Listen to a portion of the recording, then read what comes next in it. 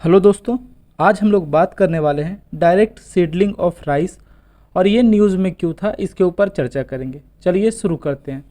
यहाँ पे आप देखेंगे पंजाब गवर्नमेंट ने अनाउंस किया है कि वो 1500 इंसेंटिव देंगे पर एकड़ for farmers opting for direct seedling of rice.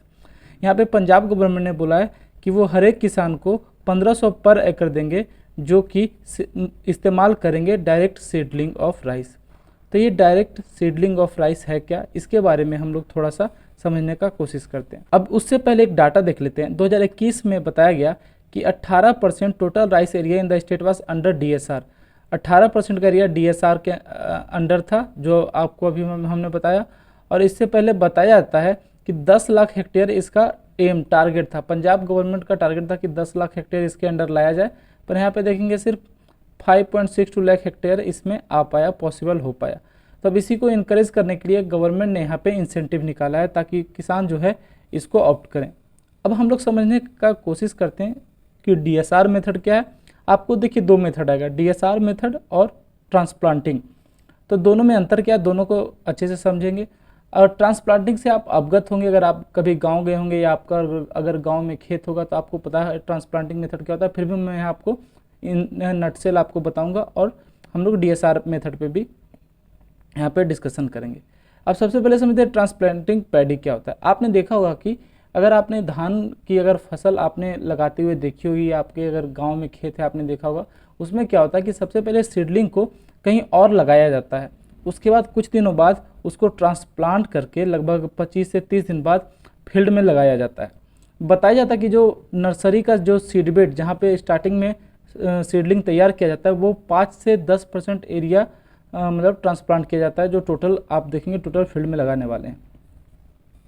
आगे क्या है, डायरेक्ट सीडलिंग ऑफ राइस। इसमें क्या हो रहा है कि स्टार्टिंग में हमने देखा कि जो ट्रांसप्लांटिंग मेथड में कहीं और पे हम लोग ने सीडलिंग लगाया, उसके बाद उस सीडलिंग को निकाला और फिर हमने फील्ड में जहाँ पे हमें राइस कल्टीवेट करना है वहाँ पे हमने एक एक करके सोन किया। इसमें क्या करते हैं, डायरेक्ट सीडलिंग ऑफ राइस में हम लोग कहीं पे अलग से यहाँ सीडलिंग नहीं लगाएंगे, डायरेक्ट फील्ड को प्लेन करेंगे और उसी पे सीड लगा देंगे और वहीं डायरेक्ट वो प्लांट बनेगा, वहीं ग्रो करेगा, वहीं वो उसका फिर डेवलपमेंट होगा। अब डीएसआर का ज़रूरत क्यों पड़ा? डीएसआर का ज़रूरत इसलिए पड़ा कि जब हम लोग ट्रांसप्लांटिंग करते हैं पैडी का तो उसमें क्या होता है कि हम लोग को पहला 3 वीक लगातार पानी उसमें खेत में आपको देना पड़ेगा, ताकि वो जो आप देखेंगे हमेशा सबमर्ज्ड रहे, फ्लडेड रहे, हमेशा पानी उसमें भरा रहे। लेकिन बताया जाता है डीएसआर मेथड में आपको पहला इरिगेशन जो है 21 दिन के बाद करने की जरूरत है। जरूरी नहीं कि आप तुरंत सीडलिंग लगाए और तुरंत खेत में पानी डालना शुरू कर दिए, 21 दिन के बाद पानी की जरूरत पड़ती है। बताया जाता है according to Punjab agriculture department data for last kharif season 2021-22 31.45 lakh hectare were under paddy and basmati. यहाँ पे एक पंजाब गवर्नमेंट का डेटा है।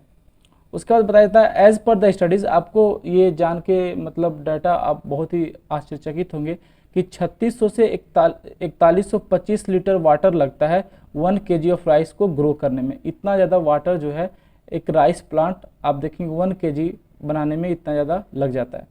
उसके बाद लॉन्ग ड्यूरेशन वेराइटीज़ है वो ज़्यादा आप देखेंगे वाटर कंज्यूम करते हैं। अब लॉन्ग ड्यूरेशन शॉर्ट ड्यूरेशन क्या हो गया, लॉन्ग ड्यूरेशन हो गया जिसका आप देखेंगे जो रेगुलर टाइम पीरियड होता है कि अगर एक क्रॉप जो है इतने टाइम में लाइफ साइकिल अपना कंप्लीट कर लेता है, तो अगर वो उससे ज़्यादा लंबा टाइम ले रहा है तो वो लॉन्ग पीरियड क्रॉप हो जाएगा। शॉर्ट पीरियड क्या हो जाएगा, उससे छोटा। तो लॉन्ग पीरियड आप देखेंगे in Punjab 32% of area is under the long duration. जो 32% एरिया है वहाँ पे लॉन्ग ड्यूरेशन का क्रॉप लगाया जाता है, जिसका आप देखेंगे अराउंड 158 डेज टाइम लगता है। जबकि पैडी वेराइटीज और रेस्ट जो है वो 128 टू 140 डेज 120 से 140 डेज ग्रो करने में लगता है। अब बात होता है कि हम लोग अगर गवर्नमेंट पंजाब गवर्नमेंट डीएसआर को इतना ज़्यादा प्रमोट कर रही है ट्रांसप्लांटिंग में, तो ये कितना वाटर सेव कर लेता है। देखिए बताया जाता है कि डीएसआर टेक्निक से हम लोग 15 से 20% पानी की बचत कर लेते हैं और कुछ कुछ केसेस में तो हम लोग 22 से 23% तक पानी का बचत कर लेते हैं।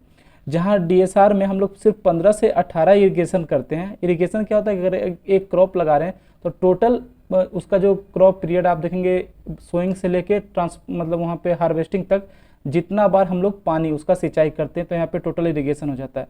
तो यहाँ पे बताया जाता है डीएसआर में हम लोग 15 से 18 बार इरिगेशन करते हैं। लेकिन अगर आप ट्रांसप्लांटिंग में देखेंगे जो ट्रेडिशनल मेथड है, ज़्यादातर आप देखेंगे जो किसान अपनाते हैं उसमें 25 से 27 बार पानी का इस्तेमाल इरिगेशन हम लोग को सिंचाई करना पड़ता है। वहीं बताया था कि डीएसआर पानी का आप देखें संख्या तो 810 से 1080 billion litre of water every year ये सेव कर सकता है। तो इस टेक्निक का लाना कितना ज़्यादा इंपॉर्टेंट है, आप इससे समझ सकते हैं कि कितना ज़्यादा वाटर को ये सेव कर रहा है। और वाटर हमारे लिए बहुत ही ज़्यादा इंपॉर्टेंट एक आप देखेंगे जरिया है, अगर हम लोग को आगे और कल्टीवेशन खेती और अच्छे से करते रहना है। तो एडवांटेज डीएसआर का क्या है, सबसे पहला एडवांटेज होगा कि इसके आपको मैनुअल लेबर्स कम लगेंगे। यहाँ आपको ज़रूरत नहीं है कि अलग से आप एक फील्ड बनाओ, वहाँ पे पहले सीडलिंग लगाओ, उसके बाद सीडलिंग को फिर आप देखेंगे लेबर लाओ, उसको ट्रांसप्लांट करवाओ, दूसरे फील्ड में लगाओ। ये सब की यहाँ पे ज़रूरत नहीं है। ये आपका वाटर टेबल को भी मैनेज रखता है, ज़्यादा उससे कोई प्रॉब्लम है नहीं। आपको वाटर का लेस यूज़ होता है, इसमें सबसे बड़ा बात है। उसके बाद बताया जाता है कि सर्वे के दौरान पता चला कि इंक्रीज़ यील्ड जो है, इसका टोटल आप देखेंगे जो आउटपुट है टोटल, ये भी इसमें बढ़ोतरी देखने को मिला।